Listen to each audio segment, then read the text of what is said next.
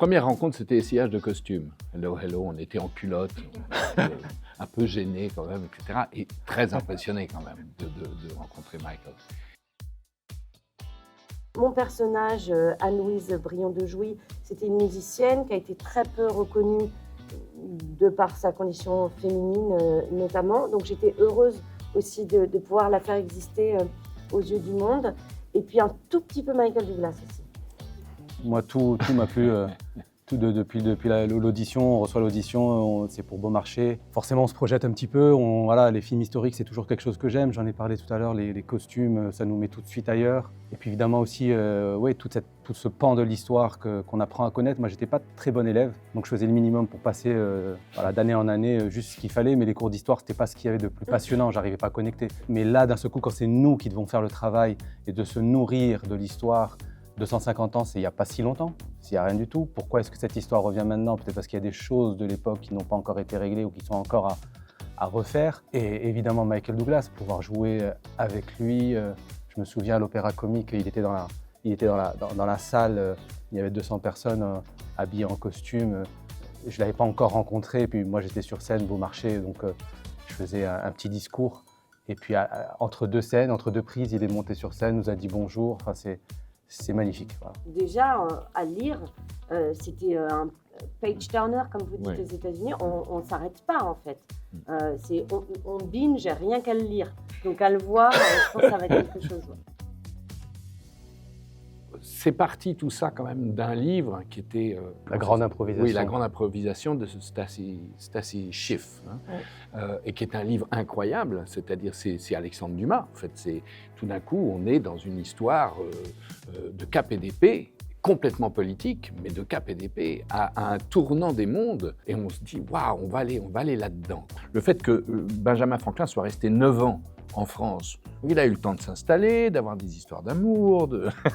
Consommer ou non. Beaumarchais, personnage incroyable. On connaît Beaumarchais comme ça, parce que auteur dramatique, grande pièce, Figaro, etc. Mais ce qu'on ne savait pas, c'est que c'était un marchand d'armes qui a fait fortune en vendant des armes, que c'était un espion qui menait double jeu entre les Anglais et les Français. Ça, c'est fou. Et évidemment, j'avais Brion dans les oreilles. Et alors, Brion, elle a été jouée? Oui, il y a des enregistrements? Il y a un enregistrement, il y a un album sur Spotify que j'ai réussi à trouver et que j'écoutais en boucle, effectivement. J'ai eu la chance de prendre des cours de clavecin et de piano pour pouvoir retranscrire un peu le rythme de ses performances. Donc, je me suis vraiment penchée sur sa musique, effectivement. Alors, c'est très particulier, c'est très daté. Mais c'est virtuose et c'est rare d'avoir une interprète qui était aussi une compositrice et qui malheureusement n'a absolument pas marqué l'histoire jusqu'au 12 avril 2024. En fait, c'était très impressionnant tellement c'était pas impressionnant. C'est-à-dire que évidemment, la première rencontre, elle est toujours intimidante. Moi, je me souviens que la première fois que je l'ai vue, c'était une répétition avec une chorégraphe pour faire un baise-main, le baise-main correct de l'époque et tout ça. Et je me souviens qu'il m'a attrapé la main comme ça, il l'a portée à sa bouche et ensuite il a relevé ses yeux là comme ça vers moi et j'étais là, oh, j'étais au bord de l'évanouissement. Je me suis reprise parce que je suis professionnelle.